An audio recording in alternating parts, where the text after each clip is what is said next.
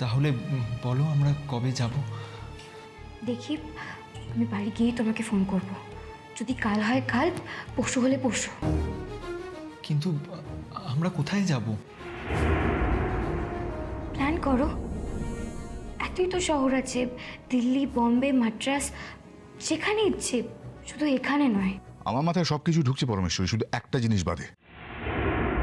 তুমি যুবরাজ সেনগুপ্তকে নিয়ে এতটা কনসার্ন কেন?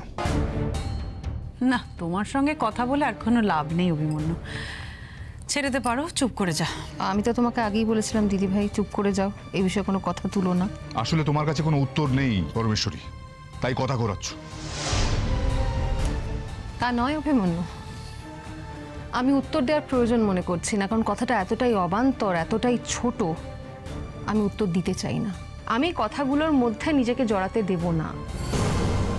যে যা নিজের স্ট্যান্ডার্ড অনুযায়ী কথা বলে, তুমি তোমার স্ট্যান্ডার্ড অনুযায়ী কথা বলছো, আমি কেন তোমার সঙ্গে কথা বলতে গিয়ে নিজের স্ট্যান্ডার্ডটাকে নিচে নামাবো?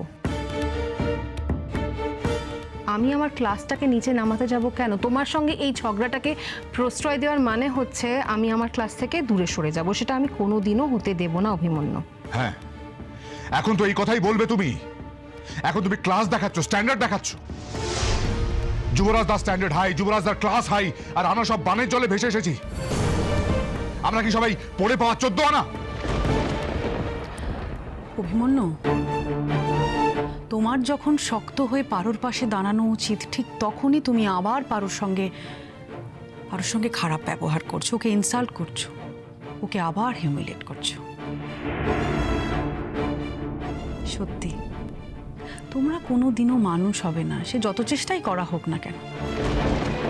পারো কিন্তু তোমার মেয়েকে বিপদের হাত থেকে বাঁচাতেই গিয়েছিল অভিমন্যু, তাহলে ওর সেটা ভুল হয়ে গেছে, তাই তো? এরপর যদি পারো এটা বলে যে ভবিষ্যতে জুজুর কোনো ব্যাপারে ও আর থাকবে না, তাহলে সেটাও কিন্তু ভুল হবে না। আমি সত্যি আর জুজুর কোনো ব্যাপারে আর থাকবো না, আর আজকের পরে তো কোনো বিষয়ে আমি কথাও বলবো না। আমি তো বলিনি পরমেশ্বরী আমার মেয়েকে শাসন করবে না, কিন্তু সে তো যা খুশি তাই করতে পারে না। যা খুশি তাইটা কি বলো তো? এই যা খুশি তাইটা কি? তুমি যখন গেছিলে তখন যুবরাজদার বাড়িতে আর কে ছিল? রাহুল ছিল? ছিল না। যুবরাজদা ওই সময় বাড়িতে একা থাকবে জেনেই আমি ওই সময় বাড়িতে গেছিলাম। সেটাই তো, সে তো আমি ভালোই বুঝতে পারছি। আচ্ছা অভিমন্যু, তুমি পারোকে এখন এইভাবে সন্দেহ করো? এখনো তুমি এইসব নিয়ে কাটাছেড়া করবে অভিমন্যু? আচ্ছা যুবরাজদা একা থাকলে বা ওগেলে কি হয়, কি ক্ষতি হতে পারে? আচ্ছা বৌদি, তোমাদের কি সেন্সটুকু চলে গেছে? হ্যাঁ, হারিয়ে ফেলেছো? যুবরাজদার ফ্ল্যাটের আশেপাশের লোকজন যদি দেখে দিনের পর দিন একটা অন্য বাড়ির বউ যুবরাজদা একা থাকার সময় যুবরাজদার বাড়িতে যায়, কিভাবে রিয়াক্ট করবে, কত কথা বলবে, একবারও ভেবে দেখেছো? বাবা, কি অসাধারণ কল্পনা শক্তি তোমার! আমি তো অবাক হয়ে যাচ্ছি শুনে। সত্যি আমার তোমাকে কিচ্ছু বলার নেই। আচ্ছা অভিমন্যু, যদি কেউ কিছু বলেও থাকে তাতেই বা কি এসে যায়, একটু বলতে পারো? আদৌ কে কি বলেছে কে বলেনি আমরা জানি না, কিন্তু তুমি তো তার আগেই বলছো, ঘরের লোক হয়ে বলছো, তুমি কি ওকে কিছু কম বলছো নাকি? তুমি তো ওর দিকে সন্দেহের আঙুলটা তুলে ধরছো অভিমন্যু। এত কিছুর পরও তোমাদের শিক্ষা হয় না না? তোমাদের ক্ষমা চাইতেও বাধে না, তোমাদের চোখ রাঙাতেও বাধে না। দিদিভাই এখন বুঝতে পারছো তো আমি কেন বলেছিলাম আমি জুজুর কোনো ব্যাপারেই থাকবো না? সত্যি এবার বুঝতে পেরেছি পারো, তোর আর এসবের মধ্যে থাকা একদম উচিত নয়। এবার তাহলে অভিমন্যু নিজের মেয়েকে নিজেই সামলাক। এ বাড়িতে আমি একা থাকি না, আর পরমেশ্বরী যদি সামলাতে ইচ্ছে না করে থাকে, তাহলে যদিও সামলাতে না পারে, তাহলে ছোটবেলা থেকে জুজুকে তোমরা দেখেছো, তোমরা দেখে শুনে রাখবে, বুঝিয়ে সুঝিয়ে রাখবে। জুজু আর বুঝিয়ে সুঝিয়ে রাখার জায়গায় নেই অভিমন্যু। তোমার মেয়ের মধ্যে সেই ব্যালেন্সটাই নষ্ট হয়ে গেছে। কখন কাকে কি বলবে কি বলবে না সেটাই ও ভুলে গেছে। জুজু এখন ডেসপারেট হয়ে গেছে, তাই ওকে এখন আমাদের কারোর পক্ষেই দেখে শুনে রাখা ঠিক সম্ভব নয়। তোমার মেয়ে এখন কাউকে সম্মান দিতেই জানে না অভিমন্যু। আমি ঠিক তোমাকে এই কারণেই সাবধান করতে এসেছিলাম। আমি তোমাকে এখনো বলছি অভিমন্যু, যদি নিজের মেয়েকে বাঁচাতে চাও তাহলে দয়া করে এবার কড়া হাতে হালটা ধরো। কারণ পারোকে আর জুজু মানে না, ওকে দূরে সরিয়ে রেখে দিয়েছে শুধুমাত্র এই অজুহাতে যে পারো ওর কেউ নয়। আর তুমি পারো জুজুকে শাসন করছে বলে তুমি পারোর উপর রেগে যাচ্ছ, ওকে নানান কথা শোনাচ্ছ। এরপর নিশ্চয়ই আর পারোর উচিত হবে না জুজুকে শাসন করা। তাহলে বরং তুমি এবার তোমার মেয়ের দায়িত্বটা নাও, কেমন? কিন্তু দেখো, কিছু হয়ে গেলে প্লিজ কাউকে দোষ দিতে এসো না।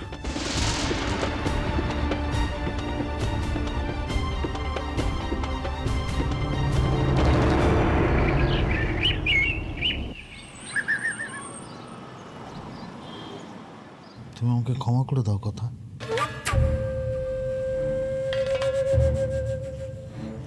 কথা দেখো, আমি তো তোমার কাছে ফিরে এসেছি। আমি তোমাকে কথা দিচ্ছি যে আমি আর কোনো অন্যায় করবো না। প্লিজ তুমি আমাকে ক্ষমা করে দাও, প্লিজ। এই কথাগুলো আগে মনে ছিল না? এত বড় একটা কাণ্ড করে এখন ওর কাছে ক্ষমা চাইছিস? বলছিলাম যে কথা, ও যখন এতবার করে ক্ষমা চাইছে, এবারের মতন ওকে ক্ষমা করে দাও না। না দেখো, আমার সংসারটা তো যেতে বসেছে। তোমার বাবা তো এমন শক্ত হয়ে আছেন যে ওই আমাকে ডিভোর্সের চিঠি পাঠিয়েছে। এখন যতদিন না ডিভোর্সের প্রসেস শেষ না হচ্ছে, ঠিক করেছে সে আসবেই না। কলেজের হস্টেলে আছে, বাড়িতে নাকি আসবেই না।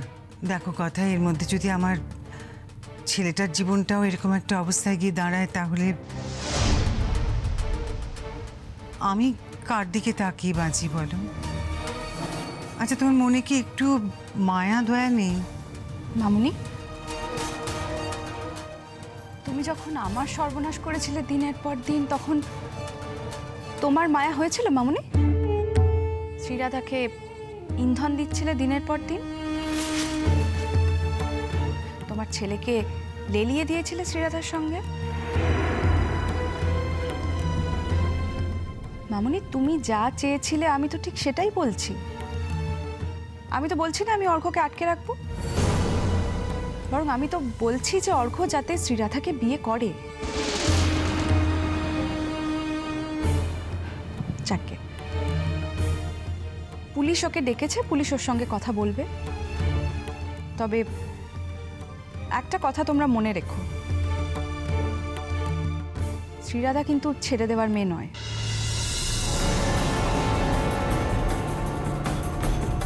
আমি অর্ঘ্যকে ছেড়ে দিয়েছি, কিন্তু শ্রীরাধা ছেড়ে দেবে না। তবে এটাও বলছি, অর্ঘ্য যদি শ্রীরাধাকে বিয়ে না করে, যদি ওই বাচ্চাটাকে স্বীকার না করে, যদি ওর দায়িত্ব না নেয়, তাহলে আমিও অর্ঘ্যকে ছেড়ে দেব না।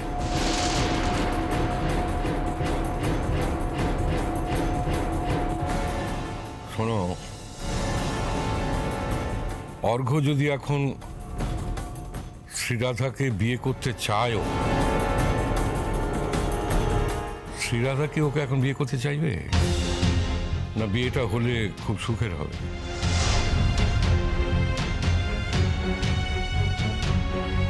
নিশ্চয়ই বিয়ে করতে চাইবে জেঠুমণি। ও কথা, তুমি নিজে সর্বনাশ নিজে করছো জানো তো। আমার সর্বনাশ যা হওয়ার হয়ে গেছে জেঠিমণি, আমার নতুন করে সর্বনাশ হওয়ার আর কিছু নেই।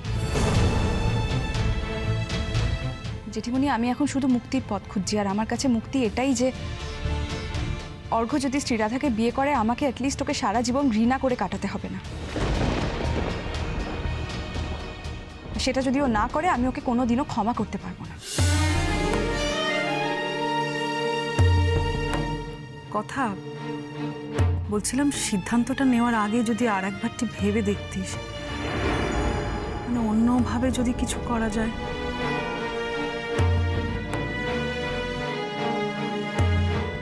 কিরকম দিদি ভাই, কিরকম? মানে মানে তোর বিয়েটা না ভেঙে যদি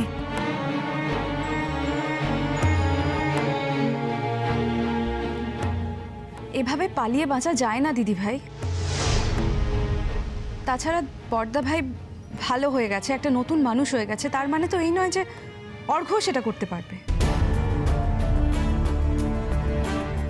কথা তো বিশ্বাস করো, আমাকে একবার একটা সুযোগ দাও। তুমি দেখো, আমাকে নিয়ে তোমার আর কোনো কমপ্লেন থাকবে না। অলরেডি তো আছে অর্ঘ্য, সেগুলো আগে মিটুক। তোমাকে নিয়ে আমার তখনই কমপ্লেন থাকবে না যখন তুমি শ্রীরাধাকে নিয়ে সুখে সংসার করবে আর বাচ্চাটাকে স্বীকার করবে। দেখো অর্ঘ্য, বাচ্চাটার তো কোনো দোষ নেই। তোমার লজ্জা করে না অর্ঘ্য? তুমি তো মেয়েটার জীবনটা ধ্বংস করে দিলে। ও কি করবে, কোথায় গিয়ে দাঁড়াবে, কোথায় যাবে ও? আর এই বাচ্চাটা অর্ঘ্য, এই বাচ্চাটার কি পরিচয় হবে, ওর বাবার পরিচয় কি হবে? ও কোনোদিন সমাজে মুখ তুলে তাকাতে পারবে, চোখ তুলে তাকাতে পারবে ও? তুমি এত দায়িত্ব জ্ঞানহীন, এত খারাপ একটা মানুষ, আর তুমি আমাকে বলছো যে আমি তোমাকে ক্ষমা করে দেবো?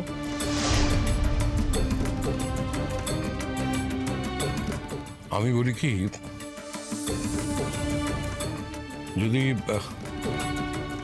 যদি তোমরা বাচ্চাটার দায়িত্ব নাও,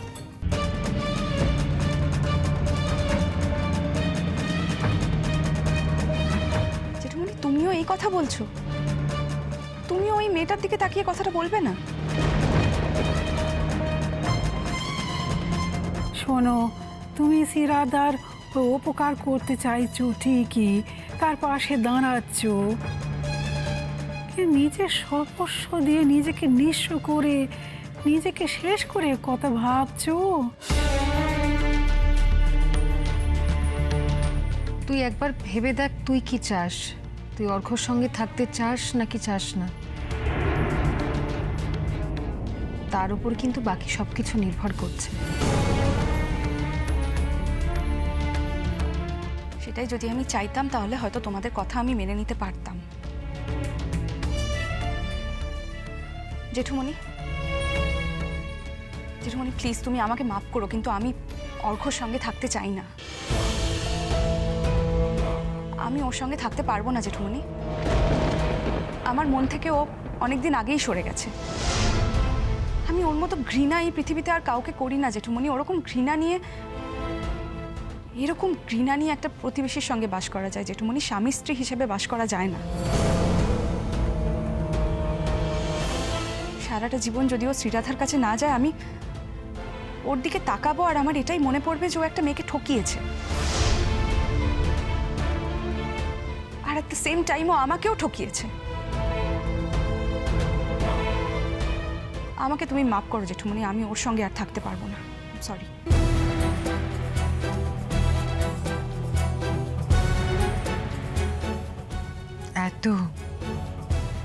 এত জেদ তোমার কথা? এটা জেদের কথা নয় মামুনি, এটা নীতির কথা। তোমার নীতি নেই, আমার আছে। মানে কিসের নীতি বলো? এর মধ্যে আবার নীতির কি আছে? ছেলেটা একটা ভুল করে ফেলেছে, দেখো পুরুষ মানুষ তো, ওই একটু ভুল হয়ে গেছে। মামুনি, তোমার স্বামী, তোমার হাজবেন্ড যদি এরকম একটা ভুল করতো, তুমি মেনে নিতে পারতে মামুনি? তোমার স্বামী তো কোনো ভুল করেনি মামুনি। তাতেও তো তুমি তোমার স্বামীকে একটা দিনের জন্যেও শান্তি দিতে পারোনি। ওরকম একটা দেবতুল্য মানুষকে তুমি একটা দিনের জন্য সুখী করতে পারোনি। তুমি এই কথাগুলো কেন বলছো? প্লিজ, আমি তোমার কাছ থেকে স্বামী স্ত্রীর বিষয়ে কোনো কথা শুনতে চাই না মামুনি, প্লিজ।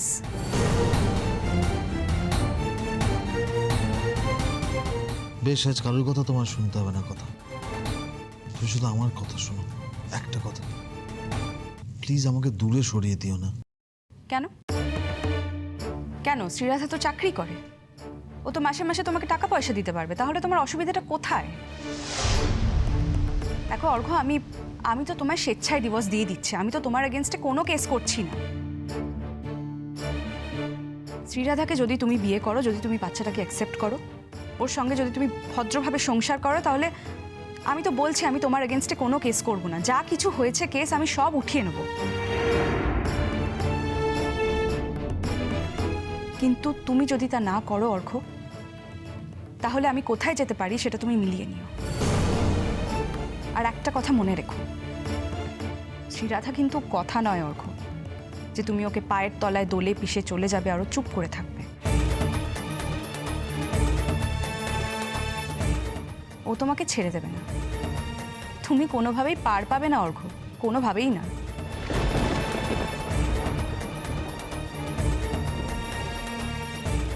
জেঠুমনি, জেঠুমনি আমি এখন কি করবো? তুমি আমাকে বাঁচাও।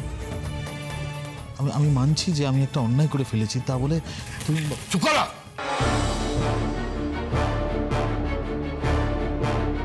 তোমার সঙ্গে কথা বলতে আমার ঘেন্না করে। তুমি এই বাড়ির ছেলে হয়ে এই শিক্ষা পেয়েছো? ঠিক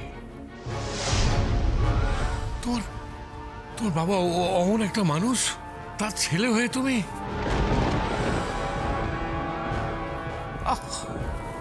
তুমি আবার আমার কাছে এসছো ক্ষমা চাইতে? লজ্জা করে না?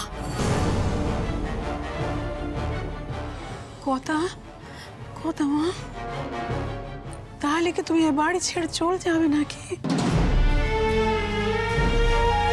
জেঠিমণি, শুধু আমি এই বাড়ি থেকে চলে যাব বলে তুমি আমাকে আরেকটা মেয়ের জীবন নষ্ট করতে বলছো?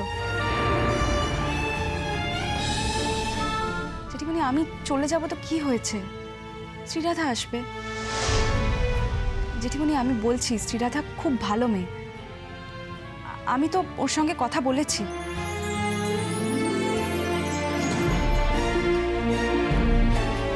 না মা না, তোমাকে ছাড়া আমরা কেউ থাকতে পারবো না, কেউ না।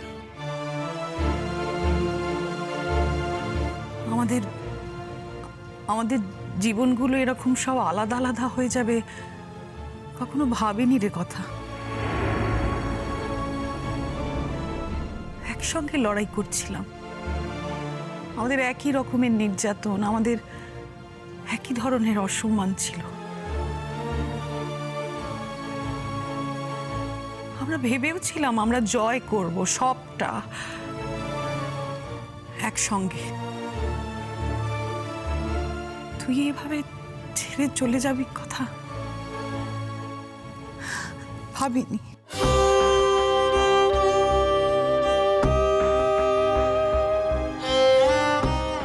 দিদিভাই, তোমাদের ছেড়ে চলে যেতে যাব কেন? দূরে থাকলে কি আর আমাদের যোগাযোগ থাকবে না? দিদিভাই, নিশ্চয়ই যোগাযোগ থাকবে।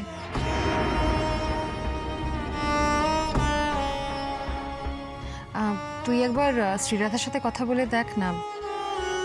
ও যে অর্ঘ্যকে বিয়ে করতে চাইবে তারও তো কোনো মানে নেই।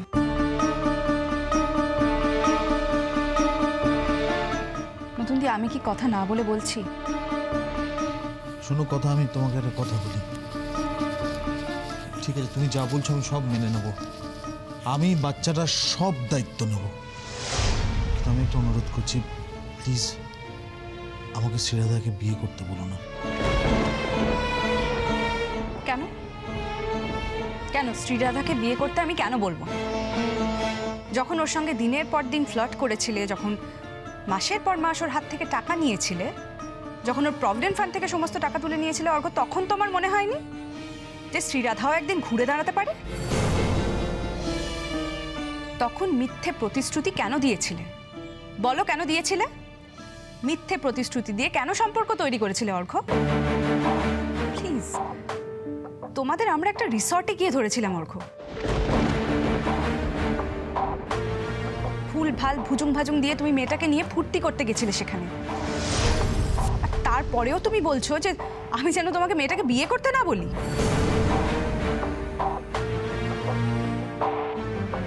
দেখো, ভুল হয়তো আমার হয়েছে, মানে হয়তো কেন, নিশ্চিতভাবে আমার ভুল হয়েছে, আমি তো সেটা স্বীকার করছি কথা। কিন্তু এই কথাটাও জেনে রেখো যে শ্রীরাধাকে নয়, বউ হিসাবে আমি শুধু তোমাকেই চাই।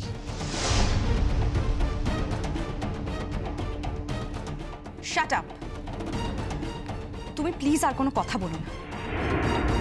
তুমি আর বাড়তি কথা বলে আমার রাগ বাড়িয়ে দিও না অর্ঘ্য, প্লিজ আমাকে আর রাগিও না। তোমার এই অসভ্যতা আমি আর নিতে পারছি না অর্ঘ্য, প্লিজ। তুমি যত কথা বলবে তত ভুল বকবে।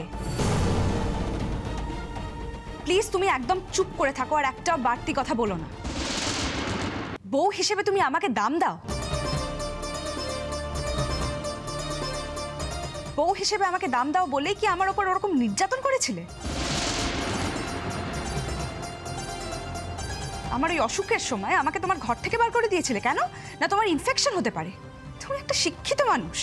আমি অন্যায় করেছি, আমি অন্যায় করেছি, কথা আমাকে ক্ষমা করে দাও প্লিজ, প্লিজ আমাকে ক্ষমা করে দাও। Please Arghya, please please don't touch me. তোমার মতো লোকের স্পর্শে আমার এবার ইনফেকশন হবে অর্ঘ্য। তোমার নোংরামোগুলো আমার ভেতরে ঢুকে যেতে পারে, সেই ভয়ে আমি তোমাকে ছুঁতে চাই না। প্লিজ সরে যাও। তোমার বোঝা উচিত ছিল অর্ঘ্য, সবার সঙ্গে সবটা করা যায় না। অর্ঘ্য তোমার বোঝা উচিত ছিল সব মেয়ে একরকম হয় না। তোমার বোঝা উচিত ছিল অর্ঘ্য, মেয়েদেরও আত্মসম্মান বোধ থাকে। তারা যখন একবার ঘুরে দাঁড়ায় তখন কোনো কিছুর বিনিময়ে তাকে ফিরিয়ে আনা যায় না। তারা জীবন বাজি রাখতে জানে।